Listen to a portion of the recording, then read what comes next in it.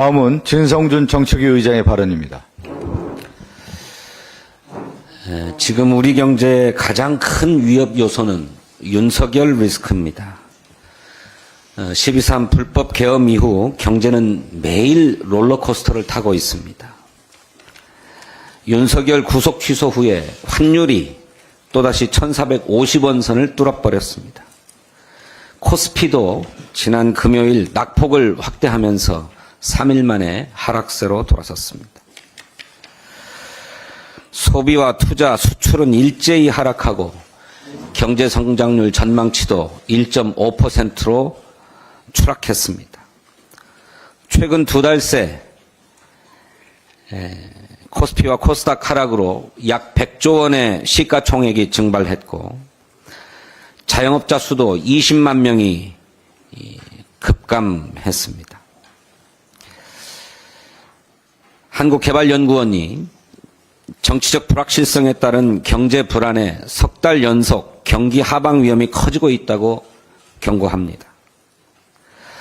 윤석열이라고 하는 불확실성을 해소하지 않고서는 우리 경제의 회복을 기대할 수 없습니다. 전문가들도 오는 14일 이전 탄핵 심판이 나면 국내의 정치적 불확실성 해소와 원화 강세가 이어져서 외국인들의 수급 개선 변수가 될 것이라고 전망합니다. 조기 대선 국면으로 전환할 경우 정책에 대한 기대로 인해서 증시 모멘텀 유입도 가능하다고 내다봤습니다. 실제로 2016년 박근혜 탄핵 때에도 파면부터 대선까지 계속 주가가 오르면서 우리 경제가 안정을 되찾았습니다.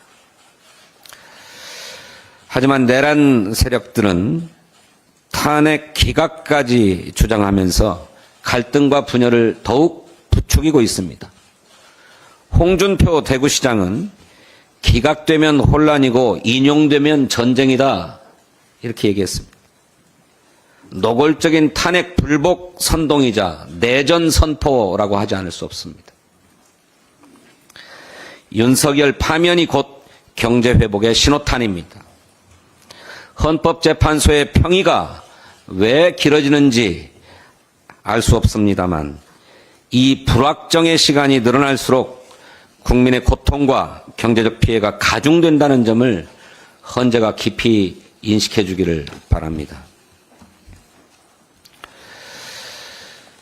불법 계엄 이후에 이 정권의 공공기관 알박기 인사가 정말 심각합니다.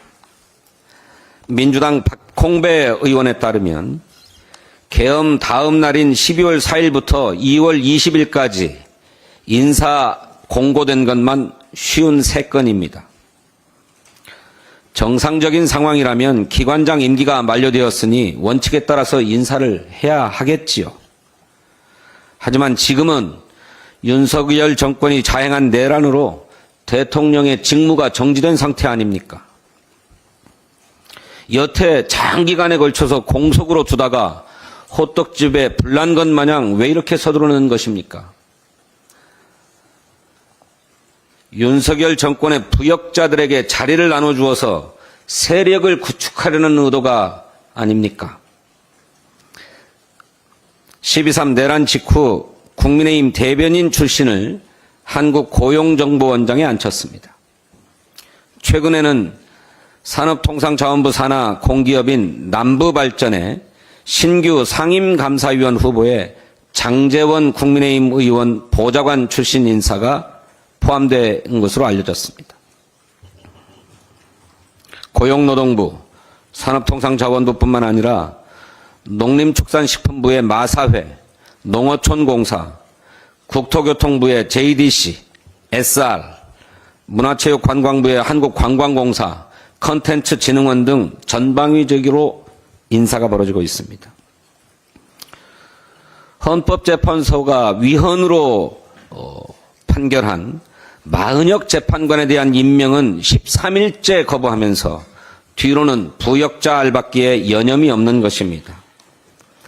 내란 동조 세력을 불리기 위한 인사가 아닌지 모르겠습니다. 민주당은 이 알박기 인사를 즉각 중단할 것을 여러 차례 촉구했습니다. 그럼에도 전혀 상황이 개선되지 않고 있습니다. 민주당은 대통령과 기관장의 임기를 일치시키는 공공기관 운영법 개정을 추진하겠습니다. 대통령과 국정 철학을 같이 하는 기관장 및 임원 선출을 통해서 대통령의 공약을 충실히 이행하고 그에 따른 책임도 지도록 하겠습니다. 국내에서도 2022년 대구광역시를 시작으로 단체장과 그 산하의 출전기관의 장과 임원의 임기를 일치시키는 조례가 여러 지방자치단체에서 제정되어 왔습니다. 국민의힘과 정부는 공공기관장 인사 전횡을 멈추고 공운법 개정에 동참하기를 촉구합니다. 감사합니다. 네, 다음은 김용민 정책수석의 발언입니다.